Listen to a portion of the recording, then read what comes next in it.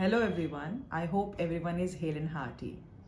Many times we always complain that our children they don't listen to us. What is the reason behind it? Why don't the children they listen to us? Today I'll just give you a very practical example of it. For example, you have the seeds in your hands. You have a lot of seeds in your hands and you need to sow them, you need to cultivate them. How will you do this? Will you just throw the seeds on the land? Or will you first prepare the land?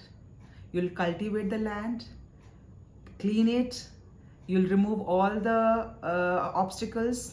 आप उसको बहुत अच्छे से उस धरती को बहुत ही उर्वरक करेंगे, उसके में से हर चीज़ को निकालेंगे और तब उसमें आप जब वो लायक हो जाएगी, धरती जब इस लायक हो जाएगी कि अब उसमें हम कुछ उगा सकते हैं, तब आप वो प्रेशियस सीड्स जो है वो थ्रो करेंगे। ऐसे ही हमारे बच्चे एक्चुअली लैंड हैं, उनको हमें उनका मन जो है वो एक लैंड की तरह है, एक धरती की तरह है, जिसको हमें पहले बहुत अच्छे तरीके से साफ करना पड़ेगा, उसको उर्वरक बनाना पड़ेगा, उस धरती को इस लायक बनाना पड़ेगा कि उसमें कुछ बीज उग सके। और जब वो इस लायक हो जाएगी तब हम अपने सीड्स जो हैं, सीड्स ऑफ एडवाइसेस, वो हम थ्रो करेंगे और वो हम बोएंगे। और जब आप उनको बोएंगे तो एक बहुत ही लहलहाती हरी भरी फसल पैदा होगी। जी हाँ, एज अ पेरेंट हम हमेशा प्रीचिंग सर्मनाइजिंग करते रहते हैं। हम खुद कुछ नहीं पढ़ेंगे लेकिन हम बोलेंगे ओह बच्चे बुक पढ़ो। We will keep on watching the television, but we keep on preaching the children not to be on social sites, not to be on the television. We'll keep on roaming here and there, but we'll keep on guiding the children. Is it justified? Do you think the children they will follow? No, not at all. This is the same. When we become parent, we automatically develops the habit of preaching. सुबह जल्दी उठना चाहिए, ऐसा करना चाहिए, and बहुत सारी उपदेश हमारे हाथ में होते हैं और उपदेश को हमने एज ए मेटाफोरिकली सीड्स की तरह कर दिया।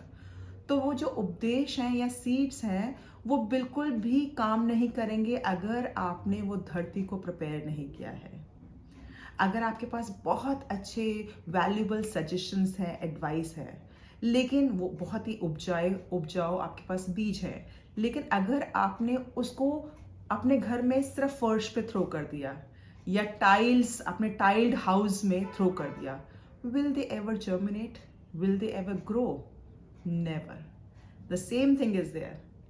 आपने अपने बच्चे की धरती को, उसके मन को पहले इस बात के लिए प्रिपेयर करना है कि वो आपकी बात को एक्सेप्ट कर सके और तभी हम उस चीज़ को उस पे जो है वर्क कर सकते हैं और तभी वो एडवाइस फुलफिल होगी।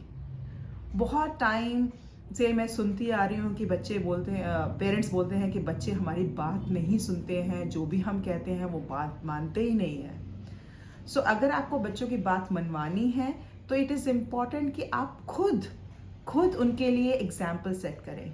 अगर आप चाहते हैं कि आपके बच्चे बहुत सारी बुक्स रीड करें, so buying is not only the way. You buy so many books for them, but do you really sit and read the books? If you sit and read the books, I think there is no need to say, because example is better than precept. You are setting an example. So when you want to inculcate the habit in the children, it's important that you should have these habits. Otherwise the child will be imbibing और वो वही चीज़ सीखेगा जो वो आपके अंदर देख रहा है।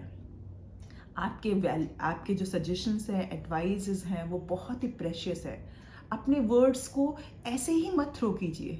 आपके वर्ड्स, आपके सजेशंस, आपके एडवाइसेस बहुत ही प्रेशियस है, वैल्यूबल है। जब तक कि आप उनको अच्छी ज़मीन पर नहीं बोएंगे तब तक उनका कोई फ़ायदा ही नहीं है। तो इसीलिए इम्पॉर्टेंट है कि आपके वर्ड्स जो है वैल्यूड हों, उनकी इम्पोर्टेंस हो और बच्चे उनको सुने और उनके ऊपर अमल करें। वो तभी पॉसिबल है जब आप एक बहुत अच्छी लैंड प्रिपेयर करते हो, तभी वो जर्मिनेट होंगे। So from today onwards just try it, just don't speak, just set an example और जब आप एग्जाम्पल सेट करेंगे और तब अपनी एडवाइस देंगे बच्चों को, तो definitely 101% the children they will listen to you. Thank you.